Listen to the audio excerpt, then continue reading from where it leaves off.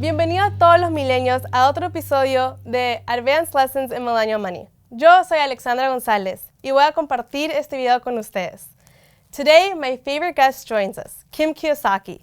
She's Robert Kiyosaki's better half and an internationally renowned speaker, entrepreneur, real estate investor, and the author of Rich Woman and Its Rising Time. She wrote her book, Rich Woman, for the woman who insists on being financially independent and not depending on a man, company, government to take care of her. I recently sat down with the queen of cash flow to talk about the difference between investing for cash flow and investing for capital gains, and how we millennials can prepare for our future and live our best lives. My first question for Kim was about what we millennials should be thinking about when it comes to retirement. Let's take a look. There's a lot to that question. First of all, what is retirement? You know, because back in my parents' days, Dad would work at one or two jobs, Mom was a school teacher, and at 65, 66, they retired to a nice little resort, and he played golf, and she went to the beach, and she did her thing, he did his thing. But that doesn't apply today, and especially with millennials, with all the changes happening in the world. There probably will be no pensions. My dad had 2 pensions. There'll probably be no pensions. There's no job loyalty. You know, millennials aren't going to be working at 1 or 2 jobs. They're going to have 1 or 2 jobs a year, not throughout their lifetime. So I kind of question what retirement is, or what I'm seeing more and more millennials do is they're actually incorporating a lifestyle that I think is really healthy. Because, for example, my niece, she's a very successful business, and she and her husband, every February, they take the month off. They go to a new location they've never been before, usually outside the U.S. So they're kind of incorporating not retirement, but a lifestyle that has more leisure and more education. They get to see new cultures and explore. I agree with Kim here. Millennials do incorporate more leisure into their lifestyle, unlike some older generations. We like to play hard, but also work hard.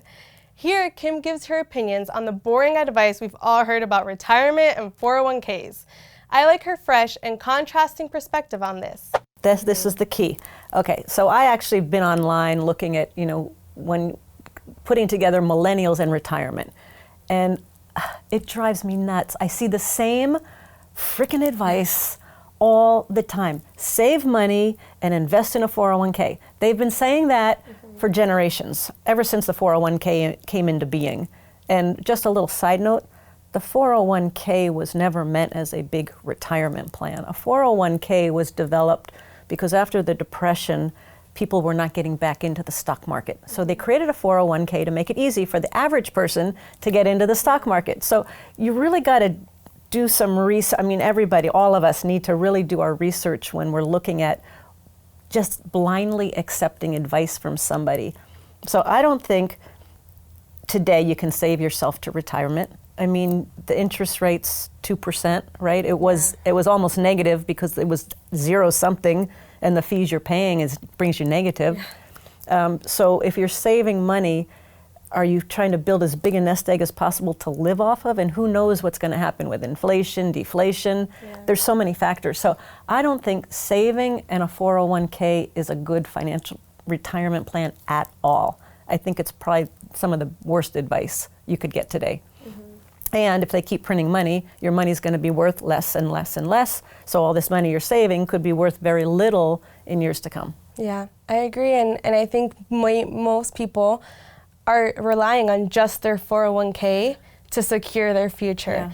And like you mentioned before, I mean, it was invented, which is crazy because I hadn't even thought of okay, what was the purpose behind the 401k? It was invented for people to start getting back into it, not to secure your future. No, so the stockbrokers could make fees off of your investments. Yeah. That's why it got invented. Yeah, and it's if you think about it too, I mean, the stockbrokers make money whether it goes up or down. That's right. You're the one who suffers the consequences. That's right. Yep. So I mean, for me, it's crazy that people would consider having that as securing their future. Yeah, and it's that most people, and not just millennials, all generations, don't know that there's other options because they've been inundated, all the ads, all the magazines, all the online, all the social media. They talk about saving, get out of debt, invest in a 401k, invest in the stock market. That's all they're taught, so they don't even know there's other options, much more profitable, viable options than turning your money over to somebody else to manage,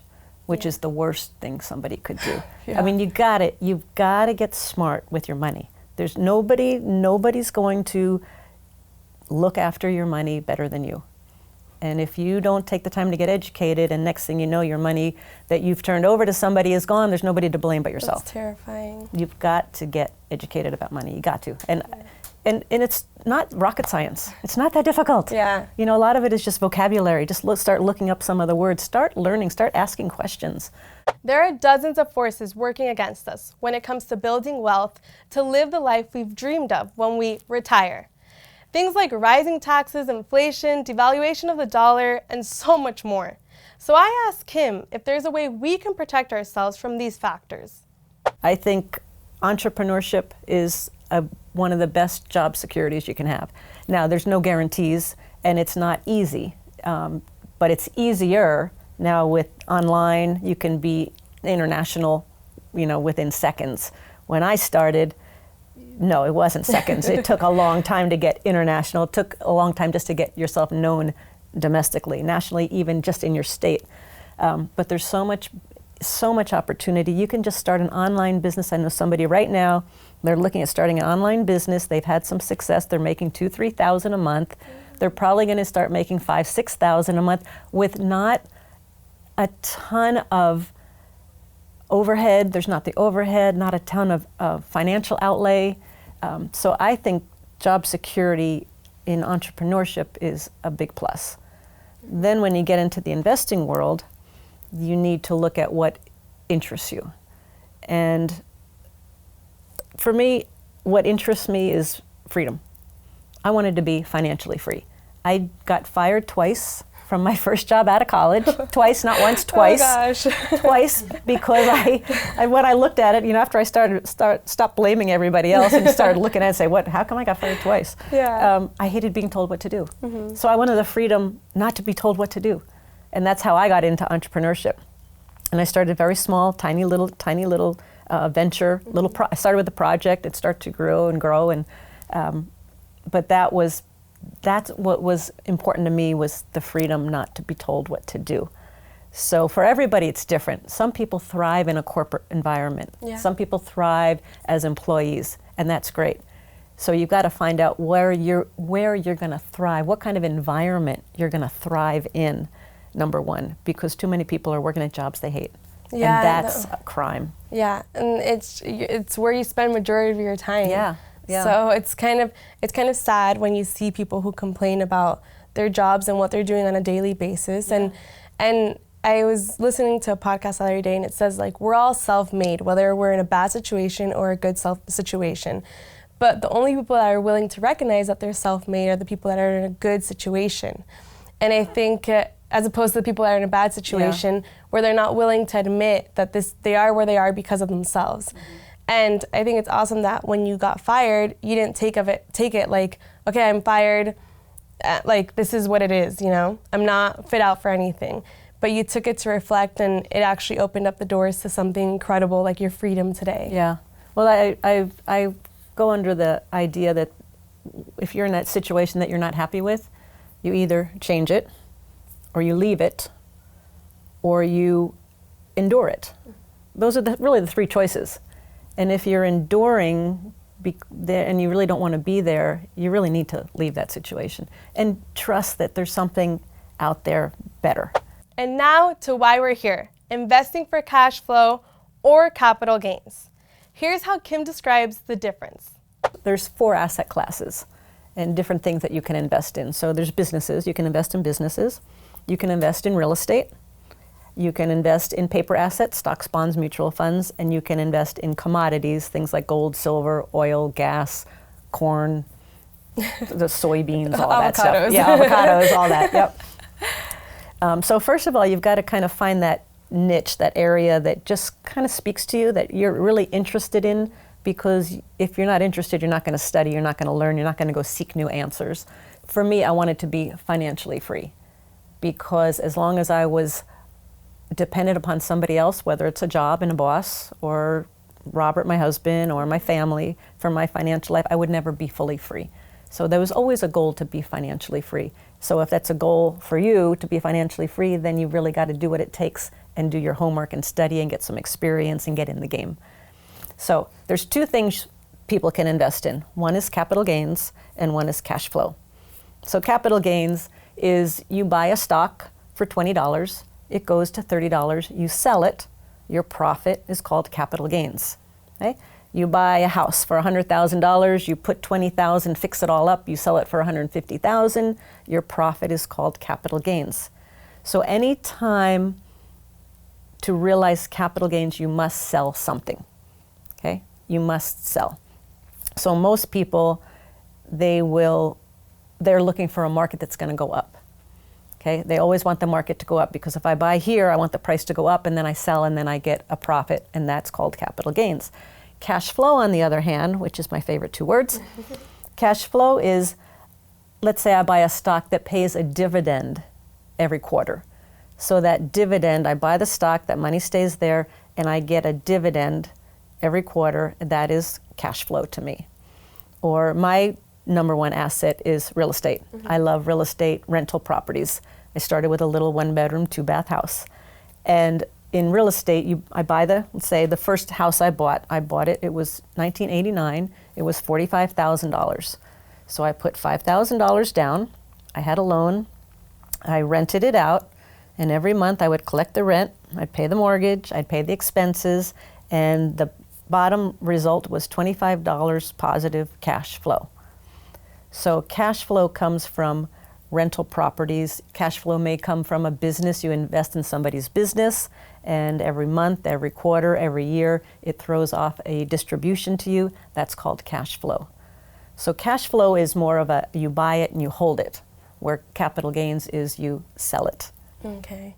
So, and it's awesome because the first time I ever even heard about capital gains or cash flow was when I was a little girl, and we played the cash flow board game for kids. Yes. And so I remember that being my first example of like capital gains and cash flow and what's the difference and what do you want, you know? And so it created a whole discussion in my family. And I'm never going to forget the best piece of advice you've not the best piece, because you've given me very good advice, you're kind. But one of the greatest was when you told me just to start small. And so I actually did.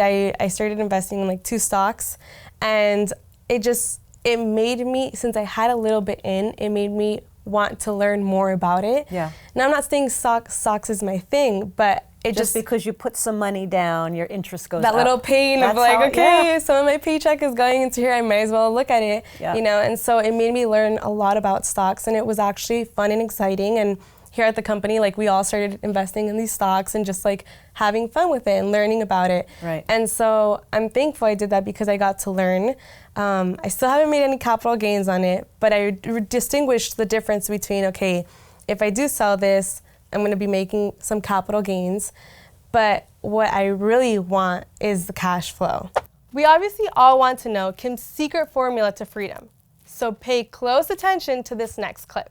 And the formula is very simple, because if to keep buying and like flipping houses, it's a lot of work, and you gotta keep finding new property. Finding a property is tough enough. When I find it, I want to hang on to it. Yeah. So our formula has always been to acquire cash flow that's greater than your living expenses. At that point, you're financially free. So in 1994, Robert and I were officially financially free. And people thought, oh, you must have millions of dollars stashed away. And we're like, no, we don't have all of that. What we had is we had some apartment buildings, and every month, the monthly cash flow was about $10,000 a month. Okay, and I started with a little 2-bedroom, 1-bath house, $25 a month. So now we got it up to $10,000 a few years later. But our living expenses were only $3,000. So at that point, we were financially free. And that goes back to my whole love of being free and being financially free. So what happens is, over time, we keep reinvesting the cash flow into new properties, new projects, whatever the investment. We have commercial properties. but we keep reinvesting, so the cash flow keeps coming. So that was my way of becoming financially free, was through cash flow versus acquiring a chunk of money and hoping and praying that that chunk of money would last me till the end of my life. Yeah. This way, I don't need a chunk of money. I just need so much money coming in every month that I can depend upon. And if I manage the properties well and look after my money carefully, then that money will last me, as we talked about from the very beginning. Yeah. That becomes my retirement. So officially, Robert and I retired. I was only 37. Oh, wow. Because I was financially free at that time. So for millennials, you can retire whenever you want if you want to go through the cash flow scenario that I went through with Robert. What do you think is the one thing that has stopped the majority of us from investing? Yep, that's right, risk. We avoid investing because we think it's too risky. Luckily, Kim shares how she's made investing less risky for her. And that's the key word, is control. Yeah. You don't have control over stock. When you buy a stock, you don't have control over what they do with it. You don't have control over your 401k. You have control over a piece of real estate you buy. You can touch it, you can knock on the door, you can see it and feel it, and you can decide what expenses you want to spend and how much you want to charge and all of that. Same with your business. If you have a small business, and a small online business, you can generate a nice little cash flow on a small online business that you don't have to put a whole lot of time into. If you're working full-time, start a part-time business online. Yeah. And have that start to see that cash flow coming in. When you start to see, and I know you have, Alex, you see a little bit of money coming in without a whole lot of effort after a while. It takes a while to set it all up, but after a while it starts to self-generate. That's exciting. Yeah. And that's fun. This next clip, I wrap up my conversation with Kim about investing. Rule number 1 is I invest for cash flow. Okay. Now, let me preface it by saying this. Let's say you're just starting out and you don't have money to invest. When I started out, I had no money to invest. And actually, it was the best thing that ever happened to me because it forced me to get very, very creative. So I would say find the investment you want to buy, and then you'll figure out how to find the money. So for some people, what I've seen them do is they've bought a property and fixed it up and sold it, they flipped it, and then they took the proceeds, the cash or the capital gains from that sale, and put it into a cash flowing property or a cash flow investment. So one of my rules is I pretty much only buy investments that cash flow. Okay. Number 2, never, ever, ever invest in anything you don't understand. There are so many people out there that want to sell you something and they'll make it sound so complicated, which is, again, a kind of a tip for anybody that wants to learn investing, is to learn the vocabulary.